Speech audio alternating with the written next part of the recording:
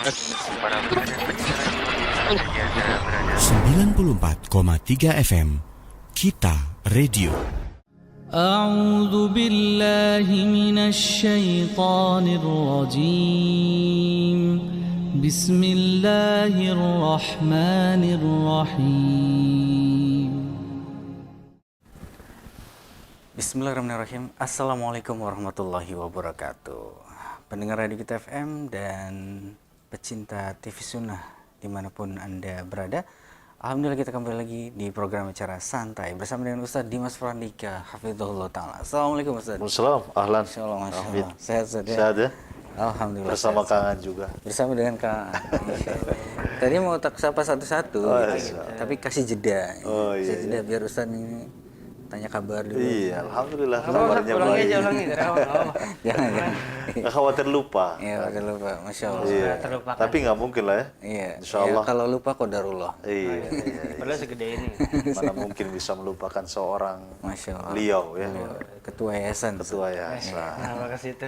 Aman ya, kangen ya. Penyiar terkemuka. Iya, ketua. Enggak ya, bukan bagian. Iya. Yang paling menonjol. Ya. Apanya nih? Iya. Bakatnya. Bakatnya. Alhamdulillah. Ahliannya. Keahliannya.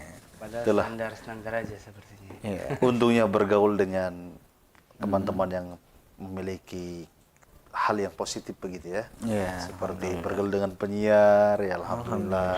Masya Allah. Bergaul dengan orang yang baik, ikut baik, barangkali seperti itu. Insya Allah. Gimana kangen tadi apa namanya? Perjalanan lancar ya? Alhamdulillah. Perjalanan warung Harusnya santai. yang ditanya perjalanannya Ustadz nih, Masya Allah. Iya. Baru turun dari mobil langsung Satu-satu. sini. Iya. Kok tahu sih? Ini mobil Ustadz nih. Turun Masya dari Allah, mobil Masya langsung ke radio. Iya. Iya, tadi ini habis ngisi di tempat lain saja. Oh gitu Iya, Ustadz. Di alhamdulillah. mana itu Ustadz? Di Cirebon Timur. Cirebon Timur. Iya. Udah beda provinsi ya? Belum ya? Enggak dong. Masih. Belum ya masih. Masih. Asli. Ujung provinsi. Ujung provinsi ya. Jawa Barat. Ada perbatasannya. Di sana ada fenomena keren ya. Wah, Ada apa tuh? beca antar provinsi kalau nggak salah. Oh, Iya, dari Losari ke Ya, Losari. Losari ke Iya, Losari. iya, Losari Jawa Masya Barat ke Allah. Losari Jawa Tengah. Masya Allah, Masya Allah. Pasar di sana ya. Ustadz juga orang Cirebon Timur tadi.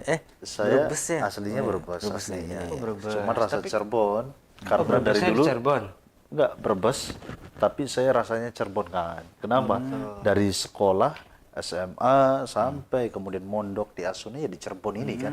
Oh, Ustadz dulu pernah mondok juga ya? Iya. Bahkan katanya sebelum di Asuna pun pernah mondok ya? Pernah. Gimana Ustadz kehidupan di pondok Kirain ini. Iya. saat Masuk itu ya? Iya. Iya. Karena memang Masuk. yang Ana lihat, yang Ana perhatikan, kan kita deket nih sama Ustadz Dimas nih. Masya Allah. Jadi perjalanan hidup beliau itu kan dari pondok ke pondok sendiri bisa Iya. dibilang ya. Iya. Dari pondok yang bisa dibilang tradisional Iya. ke pondok yang bisa dibilang Modern. katakan modern. Iya. Itu ada perbedaan yang cukup signifikan nggak sih Ustadz? Ketika Ustadz mungkin berada di lingkungan pondok pesantren yang bisa dibilang lingkungannya tradisional. Iya, Masya iya. Allah. Tapi Masya sebelum Allah. sejauh ini nih, Ustaz. Iya. Saya mau nawarin kopi dulu. Semua pada Masya bikin Allah. kopi enggak ini? Masya Allah. Boleh, boleh. Boleh kan? Boleh ya? Iya. Oke. Ustaz Siap. mau kopi susu, kopi Kopi biasa? anget, kopi pahit. Kopi pahit? Iya. Oke, siap. Tapi Iya, biasa. kosu. Iya. Kopi susu, oke siap. Tapi kayaknya saya ambil air panas dulu, Ustaz. Boleh. Ya, siap. boleh, Sementara boleh. bisa nikmatin air putih Siap. dulu ya. Iya, Siap. boleh. Ustadz. Masya Allah. Barakallah fiik ya Masya kan Allah, ya. Masya Allah. Jadi Ini kalau bisa dibawa ke sini nggak sih? Itunya air putihnya, Oh, iya. air mineralnya maksudnya. Ustadz masa suruh ngambil sendiri kan? Kan Ya, ada. Oh, jazakallah betul. khairan. Saya legend suruh ngambil sendiri. Enggak. Ya, sekarang jazakallah khairan kangen ya, Masya Allah. Ya, tafadhol Ustadz. ya syukran. Sambil diminum Jadi ya. ngomong-ngomong tadi ya, Iya. pengalaman ya sedikit share pengalaman yang apa yang saya jalani dulu terkait Iya, iya. dengan pendidikan ya. Dulu saya memang pernah mondok di beberapa pesantren ya Masya yang Allah. punya genre ideologi yang berbeda ya. Tapi ya kemudian kita dapati kalau tadi Mas Hafid bilang ada modern, ada tradisional, memang saya rasakan itu ya ada perbedaan. Ya. Ada perbedaan. Antara tradisional dari sisi fasilitas yang paling mencolok ya. Iya, oke. Ya, dari sisi fasilitas mencolok dulu kita di tradisional. Kita tentu ya ada plus ada minus ya. Kita tidak mau ngomongin perbedaan dulu karena memang di awal memang ada saya ini saya mondok di beberapa pesantren yang berbeda dari sisi genre ideologinya. Tapi kita nggak bahas itu dulu. Iya, jangan ke situ dulu ya. Kita nggak mau bahas itu dulu ya. Iya, iya. Tapi dari sisi perbedaan fasilitas. Iya. Kalau dulu saya di tradisional itu satu ruangan itu tanpa ada ranjang dan kasur yang disediakan oleh pesantren ya. Benar-benar kita tidur di lantai. Benar-benar tidur Di lantai bisa satu ruangan itu bisa 50 orang. Hah? Satu ruangan ini. Itu kamar. Kamar. Jadi kamar. Gimana? Bangsa. Kalau bangsa lebih luas gitu. Iya, jadi memang benar. Kamar bukan hanya sebatas kamar. Di sudut-sudut itu, di samping-samping itu lemari semua ya. Saya masih ingat betul. Bagaimana kita tidur itu harus cari tempat lowong, kepala di kaki, kaki di kepala. Gitu ya. Maksudnya kaki nyenggol kepala Iya, orang iya, gitu ya? iya. Memang seperti itu. Artinya kita nih tidur nih. Kalau yang telat, otomatis akan bingung dulu mana cari tempat yang kosong kan. Nah, terus kemudian Kalau yang telat nggak dapat tempat tidur gitu? dapat tapi harus nyari dulu. Begitu. Karena kalau mereka sebagian besar mereka tidur ya nggak beraturan kan. Sedapatnya ya? Sedapatnya. Jadi mereka cuma karpet doang gitu ya? Nggak ada karpet. Nggak ada karpet? Nggak ada Lantai? karpet. Lantai Kalau doang? lantai doang. Kita kalau mau tidur ada karpet ya harus bawa sendiri dari kampung kita Oke, punya. oke. Nah, lain halnya dengan yang modern. Kalau modern itu sudah disiapkan ranjangnya, begitu ya. Iya, iya. Terus kemudian kasurnya tentu. Ini berdasarkan pengalaman yang dulu saya alami, begitu Iya, ya. iya. Kita tidak mau mengeneralkan bahwa memang semuanya seperti itu. Ini kalau ngomongin fasilitas ya, Kak Nabi. Tapi tentu ada plus minus. Kita anggap apa sih plusnya pesantren tradisional ya? Dari sisi kesederhanaan lebih dapat, begitu ya. Jadi kita terbiasa dengan sangat-sangat sederhana sehingga kemudian kita ini tumbuh menjadi apa ya, orang yang biasa dengan siaplah, artinya siap mau hidup bagaimanapun insya Allah siap begitu ya. Benar-benar bersahaja. Iya. Kehidupan. Nah, artinya dari sisi itu kita temui ada perbedaan ya tradisional dengan modern. Terus kemudian lebih kepada manajemen ya. Iya. Kalau di tradisional itu kita tinggal di asrama yang berbeda-beda. Di mana asrama itu, misalkan asrama A, itu pengasuhnya langsung kiai itu sendiri. Misalkan ada Kiai Hafid, ada Kiai Aan, ada Kiai Syahrul misalkan begitu ya. Contoh begitu. Kiai Salman. Nah, Kayaknya paling cocok Kiai Salman nih. Kiai Salman misalkan. Iya. Nah, misalkan ini kita ngomongin tradisional. Nanti per kiai itu punya asrama masing-masing. Oh, jadi kayak pengampunya ya? Betul, yang biasanya asrama itu di dalam rumahnya si kiai itu. Begitu. Bentar. Berarti di lingkungan pesantren itu juga ada istilahnya rumah dinas dari para kiai itu ya, Ustaz? Memang dia rumah sendiri-sendiri, tapi nanti mereka buat asrama di dalam rumah itu. Apakah di dalam rumah, misalnya rumahnya ini gede nih, ada sebagian rumahnya beliau-beliau ini digunakan untuk asrama santri, begitu. Nah, ya sebisa mungkin diatur tuh bagaimana mereka memetakan ya mana ruangan untuk santri, mana pintu keluar dan pintu masuknya keluarga mereka supaya tidak berbarengan, gitu ya. Itu kita alami seperti itu. Kesederhananya luar biasa. Kalau dari sisi kebersamaannya gimana, Ustaz? Kalau sisi kebersamaan mungkin dianggap sama ya. Sama ya. Karena kita hidup di satu lingkungan yang sama. Cuman ya begitu. Nah, terus kemudian dari sisi manajer, tadi ya. Tapi kalau yang modern itu, sebagaimana kita lihat di As-Sunnah contohnya kan. Iya. Artinya kiai-kiai memang tinggal di rumah sendiri-sendiri. Adapun santri di asrama disatukan di sini kan. Adapun misalkan di sini ada Ustadz Insan, Ustadz Aziz, ada Ustadz Muhsin, ada Ustadz lainnya ya, ya tinggal di rumah masing-masing. Tinggal di rumah Kita lihat kan, ya. yang modernnya seperti itu.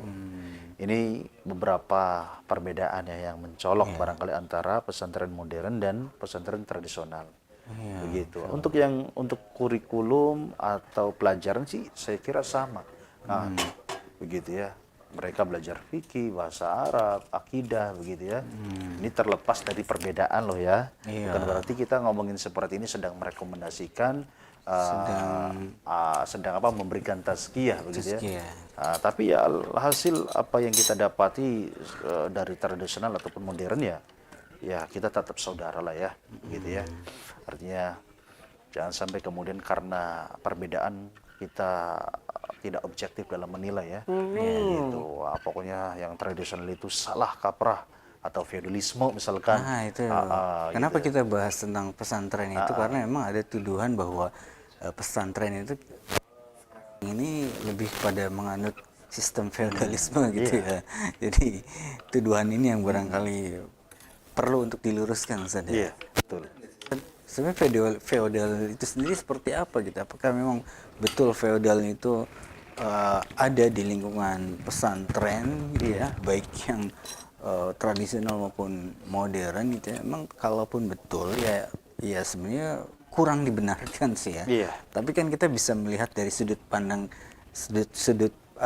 ataupun kacamata dari sisi misalnya dia itu melakukan berbagai macam hal untuk pesantrennya. Iya. Apakah itu disebut sebagai sebuah feodalisme ya, atau justru ini merupakan sebuah kesukarelaan Iya. yang dimana pesantren ini ingin menunjukkan pengabdiannya kepada pesantren gitu. Iya, Seth. iya.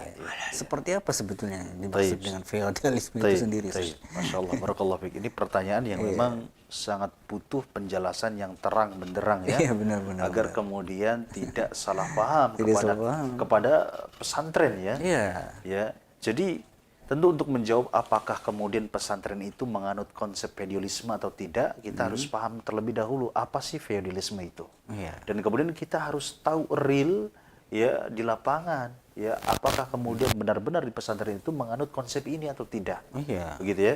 Nah, sehingga kemudian pertama feudalisme, memang feudalisme itu satu cakupan ya, satu konsep yang bisa kita anggap ini terkumpul di dalamnya keburukan-keburukan akhlak, kezaliman, ketidakadilan, begitu ya. Waalaikumsalam warahmatullahi Salam wabarakatuh. ahlan, masya Allah. Jazakallah khairan kan. Ini anak bawain buat Ustadz. Jazakumullah khairan, masya Allah. Iya. Capit ya. Oh iya. Ustadz bawain buat Aan. Ya, masya Allah. Ya, betul itu kan. Jangan. Iya. Main bawa-bawaan sih. Iya. Ini kita lagi bahas tentang feudalisme Seru banget nih, kayaknya nih, kan. bahasannya. Jadi Iya, kan lagi ramai ya, ramai, ya, ya. diperbincangkan ya, sehingga perlu nih kita ngobrol di sini, diskusikan. Iya.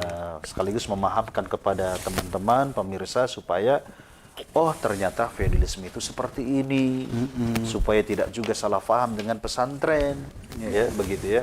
Sehingga memang sepakat kita bahwa feudalisme itu adalah sebuah kezaliman, bahwa di dalamnya ada ketidakadilan, begitu ya, bahwa di dalamnya ada ya tadi kezaliman. Nah, kita paham dulu bahwa keburukan akhlak. feudalisme itu memiliki karakter, Iya. begitu ya, memiliki karakter atau sifat yang menjadi parameter untuk kemudian menentukan apakah pesantren itu menganut konsep feudalisme atau tidak. Iya. Nah, karakter yang pertama atau sifat yang pertama bahwa feudalisme itu biasanya ada segelintir orang ya yang memiliki kekuasaan yang mutlak. Iya. Ya. Oke. Begitu. Tidak bisa diganggu gugat. Iya. Ya, dalam hal ini misalkan di pesantren kiai misalkan ya. Kiai. Pada kenyataannya apakah kemudian kiai itu menganut konsep ini bahwa kiai itu adalah selalu di atas begitu ya, dan tidak bisa digantikan oleh siapapun apapun keadaannya begitu. Dan kemudian sedangkan orang-orang yang di bawahnya ya itu tidak bisa melakukan mobilisasi sosial untuk bisa mencapai jabatan yang tinggi. Iya. Begitu. Nah, ini sifat ya khas feudalisme. Coba kita lihat di pesantren. Kita nggak usah jauh-jauh ngomongin pesantren yang di Jawa Timur, yang di Jawa Tengah misalkan. Nah, sedangkan di lingkungan kita saja kan banyak pesantren nih. Iya. Kita ambil contoh As-Sunnah, ya kan? Pesantren modern nih misalkan. Apakah sifat feudalisme itu ada di As-Sunnah? Ya nggak ada. Nggak ada kan? Nggak ada. Contoh kita ambil ketua yayasan di As-Sunnah itu berapa kali yang mengalami pergantian beriringan dengan selesainya masa bakti masing-masing tua yayasan. Dari mulai Ustadz Toharoh, kemudian selesai masa baktinya, ya kan, diganti oleh Ustadz Muhsin. Bukan Ustadz Muhsin, tapi Ustadz Said dulu, ya kan. Ustadz Said kemudian diganti ya oleh siapa? Ustadz Muhsin. Ya, artinya ini terang bahwa ya jauh daripada kata atau sifat feodalisme. Kita lihat juga dari jabatan-jabatan yayasannya. Ini mereka berganti, begitu ya. Mudir MA, Mudir. MTS juga. Nah, itu dia kan. Kalau kita lihat mudir MA, sebelumnya kan ada Ustadz Toto atau Muadin ya. Hafizahumullah. Kemudian diganti oleh Ustadz Al-Insan. Ya, seiring dengan selesainya masa bakti mereka. Ya, ini sebuah bantahan barangkali yang menganggap bahwa pesantren itu dikira sama semua, begitu ya. Menganut konsep feodalisme semua. Beda-beda ya. saja ya. Beda-beda. Enggak semua bahkan ya. Mungkin ya. Dan bahkan itu juga mungkin bisa dikatakan bukan bukan warga pesantren secara mutlak, tapi mungkin oknum saja yang mungkin bisa jadi menganut feodalisme itu. Nah, artinya sependek yang saya alami itu belum menemukan Mas Aan ya. Bahkan belum menemukan. Kalaupun ada mungkin oknum ya, kita katakan oknum yang menganut konsep feodalisme seperti itu ya. Ini dari satu sisi ya atau sifat yang tadi kita bahas. Kemudian sifat yang lainnya adalah bahwa ketaatan seorang santri kepada kiainya atau ustadznya, yaitu tidak boleh dianggap sebagai feodalisme. Karena kalau feodalisme itu ketaatan bawahan kepada atasan itu berdasarkan apa? Ekonomi dan berdasarkan jabatan. Ya, karena ekonominya misalkan banyak, kaya atau jabatannya tinggi, yuk kita taat kepada pimpinan tersebut. Ya, sedangkan yang berlaku di pesantren, setaatnya seorang santri kepada kiai itu murni karena apa? Karena ilmu yang pernah diajarkan oleh si kiai tersebut ya, dan ingin menghormati gurunya, menghormati gurunya, dan murid dan guru itu ya, mungkin sebatas itu sebagai guru begitu ya, sehingga sang murid itu mau taat begitu ya. Dan ini jelas sekali ya, artinya diatur dalam Islam bagaimana kita ini seorang murid harus menghormati sang guru, mentaati sang guru begitu ya. Bahkan Ali bin Abi Thalib radhiyallahu anhu ya, beliau sampai berkata, alimni harfan wahidan, ya, ajarkan kepadaku satu huruf saja, maka aku akan jadikan diriku sebagai hamba, sebagai pembantu. Begitu ya. Bayangkan bagi orang yang ngajarin meskipun hanya satu huruf. Bayangkan ustadz dan guru atau kiai di pesantren itu bukan sekedar satu huruf, entah berapa ratus atau berapa juta huruf yang sudah diajarkan kan. Berkitab-kitab mungkin belum lagi kitab ini, kitab itu ya kan ya. Belum lagi banyak hal yang diajarkan, bukan hanya perkara-perkara tentang kehidupan, tentang duniawi juga seringkali diajarkan. Begitu. Ini dia. Tapi adanya anggapan feodalisme terhadap pondok pesantren itu kan bukan tanpa alasan, Ustaz. Kita dapati beberapa pondok pesantren yang dengan sengaja itu, atau mungkin kita dapati secara zahirnya mereka memperkerjakan dalam tanda kutip ya, mereka dengan kekuasaannya gitu ya. Istilahnya tadi Ustaz kan kiai itu kan kayak punya kekuasaan dan juga kekuatan ya, untuk bisa mengatur ruang lingkup yang ada di pesantren itu sendiri, termasuk santrinya. Kita dapati bahwa para santri dengan perintah yang disampaikan oleh pimpinan pesantren, mereka mau bergotong royong untuk misalnya membangun sebuah gedung atau kelas misalnya ya, atau bahkan rumah sendiri rumah sendiri ya, rumah anaknya, masjid bisa jadi kan. Dan bangunan-bangunan yang menjadi penunjang di lingkungan pesantren itu juga kan termasuk satu hal yang barangkali bisa dibilang, mohon maaf ya, semena-mena dong. Para santri datang itu untuk belajar dong, untuk menuntut ilmu, ngapain disuruh-suruh seperti itu gitu kan. Ya, Ustaz. Terus yang kritisan tapi enggak.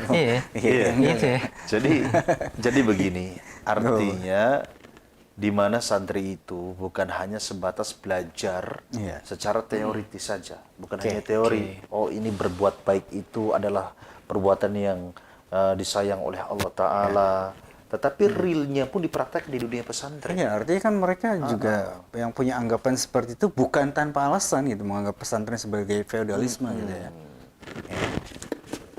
Betul. Ini perlu diluruskan. Nyambung gitu. Perlu diluruskan bahwa hal itu jauh daripada feodalisme ya. Apa yang dilakukan oleh santri, bergotong royong, bekerja bakti ya untuk membangun pesantren, misalkan bangunan ya ada pembangunan terus mereka ada yang ngangkut bata, ada yang ngangkut semen begitu ya. Itu dilakukan secara sukarela, bukan tanpa paksaan, begitu ya Kak. Kalau feodalisme itu dipaksa. Itu Ya, berarti mau tidak mau harus dilakukan. Kalau nggak mau mendapatkan hukuman. Nah, itu berarti kata kuncinya. Di situ ada kesukarelaan. Nah, Kesukarelaan versus keterpaksaan. Betul. Ini berbeda tentunya ya, Betul. teman-teman pecinta radio kita. Tapi kayaknya kenyataannya Set, yang mungkin didapati ada juga orang yang maksudnya yang entah itu apa sih kalau yang dibilang di pesantren mungkin kayak musrifnya ya atau mungkin pengurusnya itu bahkan kayak lebih ganas juga ya, artinya ayo cepat-cepat gitu kan. Kayak mungkin kelihatannya sukarela tapi ada paksaan juga Baik. gitu. Iya kan, harusnya kan. Iya. Karena kan seperti itu kan. Ada yang tiduran, kamu kenapa nggak bantuin? Disiram kah, langsung dipukul dan sebagainya gitu kan. Iya. Ada yang maksudnya ada gitu ya. Betul. Fenomen yang seperti Jadi itu gitu. saya kira dimanapun lembaga pendidikannya, bukan hanya pesantren ya, Oke. yang non pesantren pun mesti ya perlu adanya ketegasan dari seorang guru ya kepada muridnya. Andai kata ya semua guru itu nggak ada ketegasan, kiranya apa yang akan didapati oleh para guru ini? Oke. Mungkin anak-anak makin jauh daripada arti, daripada kebenaran ya. Karena mereka akan mengikuti ambisi mereka, syahwat mereka seperti itu. Sehingga ketika sang guru atau sang musyrif di pesantren yang mendapati anak-anak ini susah diatur, wajar kalau kemudian mereka tegas ya. Dan hal ini sudah kita bahas di pertemuan yang lalu ya, bahwa bahkan seorang guru itu boleh ya memukul murid atau santri kalau memang sudah terpenuhi syarat-syaratnya. Apalagi sekedar misalkan tegas dari sisi kalimat atau kata. Ya, jadi itu tidak kemudian masuk kepada feodalisme hanya karena ya yuk ayo. Itu hanya sekedar metode untuk mengingatkan ya, begitu, mendisiplinkan. Begitu. Kecuali memang ada dampak kalau kemudian tidak mengangkut bata untuk membangun masjid, nanti akan dicambuk ya, akan dipukul lah, itu indikasi kuat bahwa itu feodalisme. Tapi apa yang terjadi di lapangan itu nggak jauh dari apa yang tadi kita sampaikan ya, feodalisme, bahwa ya mereka benar-benar sukarela, dan sukarela atau kesadaran diri itu muncul akibat daripada mereka belajar ilmu agama, bagaimana berbuat ihsan, ya bagaimana menanamkan pahala jariah begitu ya. Itu benar-benar hadirnya sikap mereka seperti itu karena ilmu yang mereka pelajari, dan itulah keberkahan daripada ilmu. Bayangkan ya, itu tidak bisa didapat, ya sulit didapat dari lembaga-lembaga non pesantren. Begitu sulit didapat. Ya, sedangkan masya Allah kita dapati orang-orang yang para santri itu luar biasa kepada orang tua ya, dampaknya pun kita bedakan. Ya, antara orang tua yang menitipkan anaknya di pesantren dengan orang tua yang menitipkan anaknya tidak di pesantren, jelas akan mendapati perbedaan yang signifikan. Ya, kita tidak berbicara pengecualian. Ya, kalau pengecualian, ada kok anak yang tidak dipesantrenkan tapi akhlaknya lebih bagus daripada siapa yang di pesantren, itu pengecualian. Tapi kalau kita bandingkan rata-rata kan jelas jauh ya, lebih banyak ya anak yang di pesantren kemudian punya nilai plus ya dari sisi akhlak dibanding anak-anak yang tidak di pesantren. Kenapa? Secara asupan kurikulum ya diniyah pun lebih banyak. Kemudian prakteknya pun dalam mempraktekkan ilmu pun jauh lebih intens begitu daripada anak-anak atau pelajar yang tidak di pesantren begitu. Di masyarakat juga dipandang ini ya plus saja ya. Iya. Insyaallah. Saya pernah dulu pas ini ada fenomena di pasar gitu kan, melihat ada para santri yang sedang belanja untuk mungkin makan atau masak di pondoknya. Sampai orang penjualnya itu wah itu santri kasih yang banyak, berkah gitu. Tapi pedagangnya seperti itu, dan tidak hanya pedagang yang Islam, bahkan di sebagian ada pedagang di situ ada non Islam juga memperlakukannya sama gitu, melebihkan, misalnya memuliakan lah santri gitu kan, sehingga mungkin bedanya di situ juga ya, plusnya dari santri atau yang tadi Ustadz katakan nggak mondok gitu Ustadz ya. Iya. Nggak, yang mengganggu pikiran saya juga ya tadi ya tentang keterpaksaan dan juga hati-hati Ustadz. Iya. Hati-hati Ustadz. Kena. Udah. Iya. Keterpaksaan dengan sukarela gitu ya. Kita bisa menilai bahwa yang terjadi di lingkungan pondok pesantren ini adalah kita menilai bahwa ini adalah bentuk sukarela dari para santri. Pertanyaannya adalah dari mana kita bisa menilai itu sebuah sukarela? Apakah kita bisa melihat kondisi hatinya? Jangan-jangan dia sambil ngedumel, sambil nggak ridho gitu kan, sambil apa istilahnya ya mengeluarkan kata-kata yang menunjukkan kalau dia tidak ikhlas melakukan ini dan itu gitu ya. Betul. Iya. Lihatnya dari mana gitu ya. Iya. Gimana? Parameter atau ukuran kesukarelaannya itu dari mana kita bisa menilai itu gitu. Jadi orang yang belum pernah minum kopi Iya. ya mesti nggak percaya kalau saya jelaskan yang sudah pernah minum kopi bahwa kopi itu pahit dan nikmat. Makasih Ya kan? Sehingga orang yang belum pernah minum kopi kopi buatan saya. Iya. Ini perumpamaan aja. Iya, Ustadz. perubahan, tapi emang enak sih. Makasih, Ya. Mas. Iya. Jadi Tapi enggak, kirain tuh pas Ustadz bilang manis dia bilang makasih gitu. Oh, gitu. Makanya itu yang kita lakukan Pahit dan sebagai bentuk nikmat. penentangan keras. Pahit dan nikmatnya Pak. iya. Ya, lanjut Ustadz. Jadi ya, ini analogi saja sehingga ketika kemudian ada orang yang mempersoalkan dari mana kita tahu bahwasanya para santri itu melakukan hal itu tuh sukarela dalam apa namanya ikut membantu pekerjaan pondok bahkan rumah pekerjaan kiainya pun dibantu. Bagaimana kita tahu? Ya kita harus ngobrol ya, hidup dengan mereka begitu ya. Kalau bisa jadi santri lah beberapa hari begitu ya. Sehingga kita akan tahu betapa relanya, betapa senangnya mereka ketika membantu ya pekerjaan atau apa ya, pekerjaan pondok atau pekerjaan rumah kiai begitu ya. Sebagaimana kita dulu rasakan. Saya jujur ya, ini pengalaman bukan ria bukan. Ketika disuruh kiai itu senangnya minta ampun. Suatu penghormatan gitu Senangnya Ustadz ya. iya. Bentuk Saya penghormatan. dipanggil kiai ini. Iya. Kiai sini gitu. Iya. Oh, enggak. Dipanggilnya tuh seneng. Apalagi disuruh ini itu capek pun nggak kerasa. Senang banget. Karena kita tahu bahwasanya membantu, jangankan membantu kiai, membantu orang yang kita nggak kenal pun yang sedang susah, diajarkan dalam Islam itu sebuah kebaikan yang luar biasa. Ya akan berdampak ya di dunia akhirat nanti ya balasannya. Apalagi yang kita bantu adalah guru kita. Ya nilainya jauh lebih besar. Iya, dan kita juga bisa membedakannya ya dari tingkat keberkahannya juga bisa berbeda gitu ya. Dari orang yang yang melakukan secara keterpaksaan dan juga dengan yang sukarela. Kita lihat keberkahan yang dihasilkan tuh begitu terasa ya. Coba lihat mereka bisa dengan mudah belajar, mereka bisa dengan mudah menerima ilmu dan begitu hormat kepada gurunya. Tapi Itu ada sih juga jawabannya. sih. Tapi ada Selesai. juga sih. Belum. Belum ya.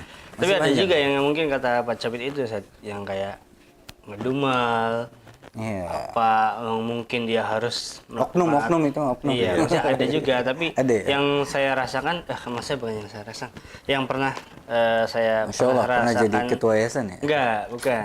Saya punya teman yang dia mondok di pesantren gitu, dan saya ikut di pesantren situ, saya ikut ya diajak gitu kan, bagaimana kehidupan pesantren di situ, dan memang benar bisa dilihat dari semangat mereka dalam mengerjakannya. Misalkan dari segi misal ada pembangunan masjid atau asrama atau bahkan rumahnya kiainya gitu ya, gotong royong di sana, mereka semangat tuh kan sambil kelihatan lah kalau kita misalnya tadi kita terjun langsung gitu kan, melihat bahwa semangat mereka, dan dari semangat mereka bisa dilihat kesukarelaan mereka dalam mengerjakan hal itu, walaupun mungkin tidak digaji, tidak seperti tukang yang lainnya sehari atau laden yang lainnya sehari berapa gitu kan, yang mungkin hanya dibikinkan es teh manis saja dengan gorengan tuh kan sangat luar biasa. Iya, senang banget Maksudnya, itu, Masya dari Allah. situ tuh sangat luar biasa Kiai uminya keluar, ini gorengannya, Iya. ini esnya gitu kan. Masya Allah. Uminya, apalagi yang nganter anak kiainya kan, wah itu Iya. saya berebut banget. Berebut gorengannya. Bener tuh. Berebut gorengannya. Yang kita alami seperti itu, Kang. Jadi mereka nih orang-orang yang tidak tahu ya, yang menganggap negatif di dunia pesantren itu. Iya. Hal-hal tersebut dianggap feudalisme oleh mereka. Justru kita yang merasakan ini sebuah kenikmatan yang luar biasa. Sebagai wasilah untuk mendapatkan pahala ya dengan cara itu tadi. Oke. Gitu, membantu urusan kiai. Jangankan kiai ya, kita dengan sama-sama santri saja biasa saling membantu satu sama lain dan itu diajarkan ya sebagai bentuk sosial begitu ya. Masya Allah. Seperti itu. Jadi Tapi mungkin gimana? lanjut. Gimana kan? Gak apa-apa. Enggak mas, dulu aja. Insya Allah. Iya, kita juga bisa melihat ya dari tingkat keberkahan yang melihat bukan mata. Maksudnya ya benar dengan secara zohir ya, Iya. bahwa kita bisa menilai tingkat keberkahan yang ada di lingkungan pesantren, berapa banyak gitu ya. Tokoh-tokoh besar yang lahir dari lingkungan pesantren yang kemudian menjadi orang yang berpengaruh Masya Allah. bagi masyarakat gitu kan ya. Contohnya yang depan Bisa kita jadi, kan. iya. Bisa jadi itu nilai keberkahan yang Allah berikan kepada mereka yang sebelumnya hidup di lingkungan pesantren. Gitu ya. Iya, jadi jangan sembarangan aja nilai-nilai Iya, betul. pesantren feodalisme, pesantren feodalisme. Siapa Tapi yang mungkin bilang? ada juga yang dianggap dari orang-orang di Sini luar orangnya. sana ya, Iya. berkaitan dengan perilaku santri itu sendiri, Seth. Dalam menghormati atau bahkan mungkin memuliakan seorang gurunya, Seth ya. Dan ini juga menjadi salah satu sorotan publik juga ya, ketika mungkin beberapa hari kemarin yang viral dengan contoh misalkan kayak salaman ke kiainya harus bagaimana gitu kan, ada yang sambil nunduk, ada yang berjalan depannya harus merangkak atau bahkan ngesot dan lain sebagainya. Seth. Tapi ketika di hadapan mungkin ya di rumah di orang tuanya itu bisa tidak dilaksanakan. Kalau iya mungkin atas dasar penghormatan kepada yang lebih tua gitu kan. Tapi ketika di rumah mereka sebenarnya tidak melakukan hal itu. Iya. Hanya dilakukan oleh kiai itu. Taib. Nah, itu Iya. gimana, Ustaz? Jadi persoalan tadi ya, contoh-contoh lagi-lagi yang dianggap oleh sebagian orang itu feudalisme adalah mencium tangan begitu ya, sampai kemudian nunduk-nunduk begitu ya. Memang Bolak-balik 3 kali. kadang bolak-balik begitu ya. Untuk soal mencium tangan itu memang ada sunnahnya begitu ya, di mana para sahabat Nabi itu mereka di mana para sahabat Nabi itu mencium tangan Nabi itu udah biasa. Ya seperti Umar bin Khattab radhiyallahu anhu, di sana ada riwayat bahwa Umar mendatangi Rasulullah dan mencium tangannya, dan mencium tangan itu pun ada tuntunannya. Oh, Bukan sembarang cium kayak orang sebagian orang Iya. Indonesia itu kan gimana sih kalau mencium Pipi, kadang pipi gitu ya, terus pakai ini apa? Jidat. Itu salah, bukan hal yang disunnahkan. Sunnahnya apa? Adalah dicium. Ya. pakai mulut. Takbil itu berarti kan urafnya itu pakai apa sih? Pakai mulut, antara mulut dengan hidung kan? Iya. Gitu ya. Hidung. Seperti itu. Maka itulah yang disunahkan begitu. Nah, adapun kemudian bagaimana kondisi tubuh badan kita dalam mencium tangan, memang tidak boleh kemudian sampai ruku. Ya, Iya, para ulama itu melarang keras ya kalau kemudian kita sampai berbentuk ruku, karena tidak boleh ruku dan sujud itu ditunjukkan kepada manusia. Tapi bukan berarti kita nggak boleh nunduk. Kalau menundukkan sekedar nunduk kepala nggak sampai ruku, dan memang itu sudah menjadi kebiasaan masyarakat, ya maka itu lakukan nggak apa-apa selama tidak berbentuk rukunya seperti orang sholat, begitu ya. Nah, adapun tadi Kang Aan bilang, tapi ada kok ya seorang santri yang dengan kiainya mereka salaman, tapi giliran dengan orang tuanya nggak salaman. Nah, ini berarti lagi-lagi oknum begitu ya. Karena kalau kita lihat ya, kebanyakan santri ketika mereka berhasil menghormati kiainya, berarti juga mereka lebih menghormati orang tuanya, begitu Kang. Bahkan ya, dulu kita teman-teman kita itu kalau pulang sepanjang jalan gang di mana dia ketemu orang, tetangga-tetangganya disalami semua. Assalamualaikum. Begitu, assalamualaikum, disalamin gitu. Sampai rumahnya ketemu orang tuanya dia salam, begitu. Nah, ini dia Kang Aan. Jadi nggak ada masalah. Bahkan ya salim itu salam ya kalau bahasa kita kan salim atau salaman begitu ya. Salim itu bukan hanya berlaku ya kepada guru ya, bahkan orang tua yang lebih tua daripada kita ya silahkan. Ya selama itu bukan karena dunia yang mereka miliki atau jabatan yang mereka miliki. Kalau ini dilarang keras ya. Seperti ya Al-Imam An-Nawawi rahimahullahu taala ya menyebutkan hal ini perkara yang makruh ya, dilarang lah ya, dilarang dengan larangan yang keras begitu. Tidak boleh kita salaman dengan orang karena melihat, wih, ini jenderal nih. Wih, ini dokter nih, saya salaman dengan dia karena dokternya, karena jenderalnya, karena pengusaha suksesnya. Bukan. Tapi yang jadi objek, ya kenapa kita mau salaman dengan dia? Karena misalkan dia guru kita, karena dia lebih tua daripada kita, memiliki kemuliaan dari sisi akhlak dan kesolehan.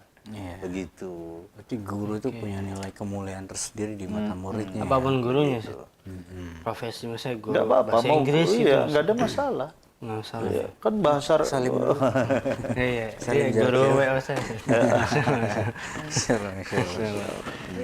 Sama ngajar bahasa Inggris ke Kang An. Enggak. Enggak. Dia ngajar bahasa ke ponakannya. Oh. Saya tahu kalau ke radio tuh ada buku-buku Tapi SD pinter ya? gitu. Bahasa Inggris, buku-buku SD bahasa Inggris. Masya Allah, Masya Allah. Masya Allah. Dari. Iya.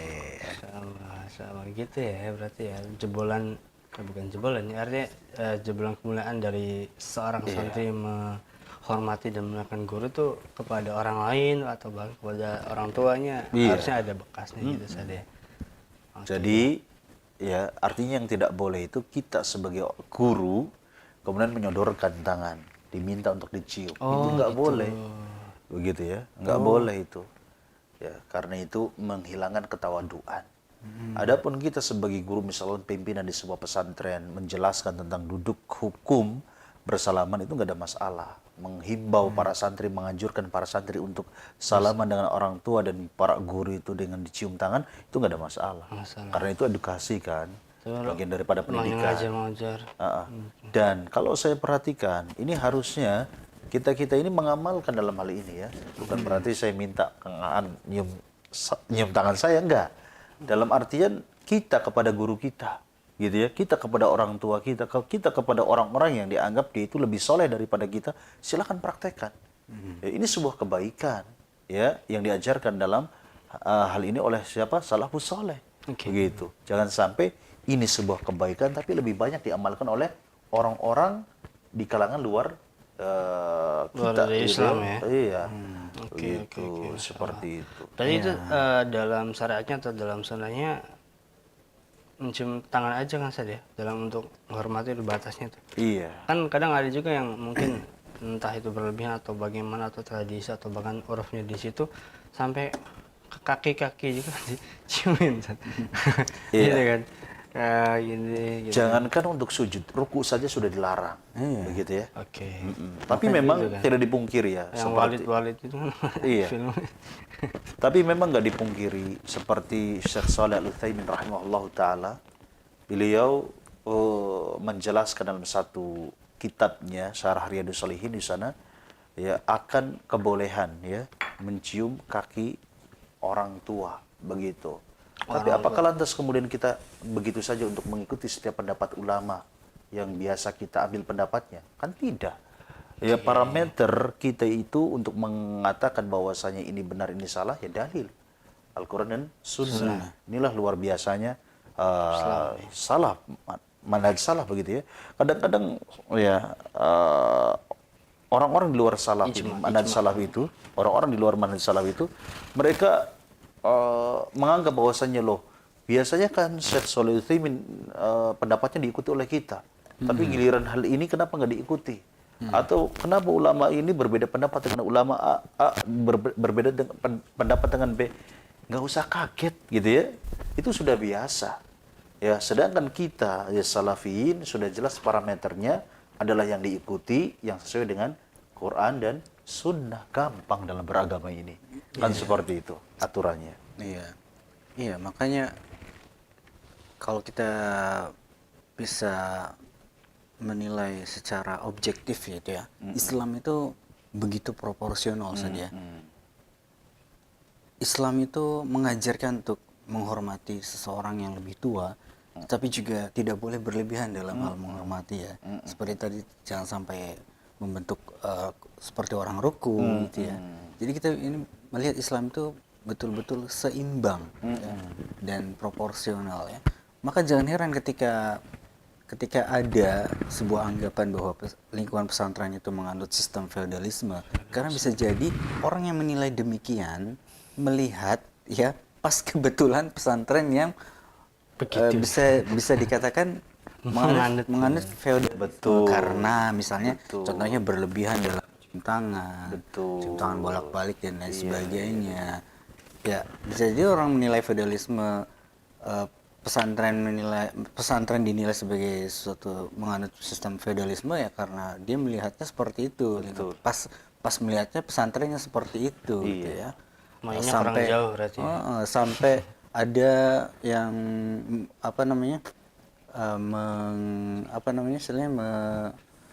menggugat ya bahwa pesantren ini sudah tidak absah lagi, keabsahannya sudah berkurang karena sudah jauh dari nilai-nilai yang diajarkan oleh Nabi Shallallahu Alaihi Wasallam dan juga para sahabatnya. Apakah pernyataan ini dibenarkan? Nah, iya itu tuh. Ini juga sempat rame ya, bikin gaduh pernyataan seperti itu yang menganggap bahwasanya pesantren itu konon tidak ada contohnya, begitu ya. Dari Nabi, artinya nggak ada catatan sejarah di zaman Nabi itu ada pesantren, begitu ya. Ketika sedang rame-ramainya tentang dituduhnya pesantren itu menganut konsep feudalisme. Memang kita nggak pungkiri, ya kalaupun memang pada prakteknya ada pesantren yang menganut konsep ini, ya kita akan salahkan, kita nggak akan membela, begitu ya. Bahkan kalau kita tahu kiainya, kita akan nasihati, ya bahwa itu adalah perkara yang salah, begitu ya. Tapi kalau kemudian itu diajang untuk menyudutkan pesantren, sampai kemudian menganggap bahwasanya pesantren ini bukan lembaga yang baiklah, begitu ya. Tidak ada contohnya dari Nabi ini. Berarti orang kurang jauh begitu ya bacanya gitu ya. Misalkan seperti itu. Karena memang kalau kita lihat di dalam sejarah itu, ya justru pesantren itu di Indonesia ya, itu ada konon semenjak di zamannya Sunan Ampel. Gitu ya, kalau kita mau lihat sejarah Indonesia. Ya, wallahu a'lam. Tapi yang pasti kalau kita melihat sejarah Nabi itu ada pesantren. Ya, sehingga ada istilah namanya Sufa. Sufa itu satu tempat atau satu lokasi di Masjid Nabawi yang dulunya bagian daripada Masjid Nabawi, tapi kemudian ketika sudah kiblat itu berubah dari Masjidil Aqsa ya menuju Mekah, maka kemudian tempat itu menjadi digunakan untuk Untuk orang-orang yang dari jauh, dari Mekah hijrah ke Madinah, dari Yaman hijrah ke Madinah, kemudian tinggal di situ. Untuk belajar agama. Dengan Nabi Shallallahu Alaihi Wasallam tinggalnya di wilayah Sufa, di bagian Masjid Nabawi, tapi namanya Sufa. Sehingga orang-orang yang tinggal di situ, nyantri di situ, namanya Ashabus Sufa. Gitu. Nah, diantaranya siapa? Abu Hurairah. Itu dia. Itu artinya sudah ada pesantren dari dulu, begitu. Cuman memang orang ini menganggap karena memang kurang belajar. Gitu. Itulah kenapa kemudian kita ini belajar harus dengan guru itu ya pentingnya begitu. Artinya pesantren itu memang sudah ada dari dulu juga, dan terlebih di zaman ini. Ya, saya kira pesantren itu jauh lebih dibutuhkan di zaman ini. Kenapa? Ya di saat pergaulan ya. Kita tahu, wah Allah, kalau lihat tiap hari media isinya pembunuhan. Ya, yang dilakukan oleh siapa? Siswa, penganiayaan, begitu yang dilakukan oleh ini dan itu, ya baik suami kepada istri, istri kepada suami. Ya, kemudian capek lihatnya. Ya Allah, ada penculikan, ada pembunuhan di Majalengka kemarin ada ya Allah. Macam-macam kriminal tiap hari. Bahkan lebih dekat di sekitar kita ya. Mungkin kalau dulu kan agak jauh di mana nih, ini bukan terjadi di sekitar kita sendiri. Betul sekali. Jadi solusinya apa? Ya sudah dipondokkan, dipesantrenkan sudah. Kalau di pesantren itu ibarat kata bukan hanya teori yang didapat, tetapi praktek. ya. Praktek bagaimana mereka bisa melihat real yang dicontohkan oleh kiai, oleh ustadz, oleh orang-orang di sekitar pondok itu sendiri. Iya. Gitu. Macam-macam ya kalau lihat baca berita di sosial media itu ya, sampai ada yang terbaru kasus P3K itu. Ini nggak ada hubungannya ya sama bahasan kita ya. Insya Allah nanti akan Yang kita P3K bahas. Nanti ya. Itu juga menarik sih sebenarnya. Menarik untuk dibahas sebab Mungkin dulunya nggak pesantren. bisa jadi. Bisa jadi. Bisa jadi. Artinya nggak ada rasa syukur yang tertanam dalam diri gitu. Iya. Tidak ada rasa syukur ya. Iya, ditemani dan selama itu Harus seberdarah-darah itu kan, sebanting tulang itu ternyata. Apakah ada feudalisme dalam rumah tangganya? Tapi yang pasti insya Allah ini juga sedang ramai ya, dibahas. Iya betul. Ya, tentu ada hal-hal yang perlu kita gali, perlu urai begitu ya. Mana letak hal yang harus kita pelajari untuk kemudian kita bisa berbenah ya pada rumah tangga kita. Kalau jadi suami, bagaimana jadi suami yang baik. Kalau jadi istri, apa yang perlu diperbaiki. Karena perceraian itu ya secara umum biasanya ya ada feudalisme. Bukan, maksudnya suami istri itu ikut andil adanya perceraian itu. Iya. Jadi ya harus ada introspeksi masing-masing. Ya, kan begitu. Sebagaimana dalam dunia pendidikan, tentulah ya. Hati-hati Ustaz, nanti ada yang nganggap ar-rijalu qawwamun 'alan nisa itu dianggapnya feodalisme. Ini perlu diluruskan juga. Iya. Pembahasan kita panjang banget ya. Panjang banget ya. Panjang. Sampai subuh. trailer ya. Sampai subuh enggak ya? Tidak menutup Sampai jam kemungkinan. 9 aja. Tidak menutup kemungkinan Mas Hafid ya sama Mas An. 'alan nisa. Oh, iya. Kalau kita nggak belajar hakikat feodalisme, bahkan ayat ini pun bisa digugat. Betul. Wah, Islam berarti mengajarkan feodalisme. Aduh. Iya kan? Karena mau nggak mau laki-laki lah yang selalu di atas jadi pemimpin, sedangkan perempuan harus di bawah jadi bawahan laki-laki. Makanya ada istilah emansipasi wanita. Emansipasi. Ini menarik untuk dibahas, tapi oleh karena waktu yang terbatas nih, ya kan? Nanti Jadi lagi. insya Allah kita akan sayang bahas. banget ya. Udah ya. Sabar kangen ya, biar pemirsa ini. Aduh. Iya. Share. Kang Hafid sampai di sini mungkin ya, insya Allah kita akan lanjutkan di Tapi mudah-mudahan ada anggapan feodalisme di lingkungan pesantren itu bukan sebagai upaya untuk menjauhkan masyarakat dari pesantren ya. Mudah-mudahan ya kita husnuzon ya. Iya. Tapi kalaupun ada anggapan seperti itu ya nanti dulu kita akan berada di garda terdepan gitu, untuk bisa menjelaskan. untuk menangkal pemahaman seperti itu. Iya, untuk ngeser-ngeser video. Iya, karena kita kan media itu kita bertanggung jawab. Iya. Kita harus memperbaiki condong opini publik. kepada Islam, karena Islam agama kita, Islam yang akan menyelamatkan kita. Jadi kita harus membela Islam sampai titik darah penghabisan. Masya Allah, barakallah. Iya. Masuk rumah Kayak sakit kemarin kan terus sempat juga pesantren sarang terorisme, pesantren Iya. inilah itu gitu kan. padahal Darussulugah nanti ya. dulu gitu kan. Kita yang akan berada di garda terdepan untuk menangkal pemahaman seperti itu. Setuju? Setuju, sangat Insya Allah ya. setuju. Her. Duluan saja. Enggak ya, Ustaz dulu ya. Tutup dulu ya. Tutup dulu, Mas. Iya. Jazakallah Ustaz. Kang Aan, Oh, iya. masalah Ya, barakallahu ucapin fikum. terima kasih udah mampir. Sering-sering mampir. Kebalik ya. Balik. Iya. Terima kasih udah saya Terima kasih. mampir. Iya. Ini kapan ditutupnya? Silakan, Hafid. Jazakallah khairan buat teman-teman pemirsa TV Sunnah dan juga pendengar radio kita FM ya. Kita akhiri dengan doa kafaratul majelis. Subhanakallahumma bihamdika asyhadu an la ilaha illa anta astaghfiruka wa atubu ilaik. Wassalamualaikum warahmatullahi wabarakatuh. Waalaikumsalam warahmatullahi wabarakatuh. Para pendengar penyiaran 94,3 FM Kita Radio.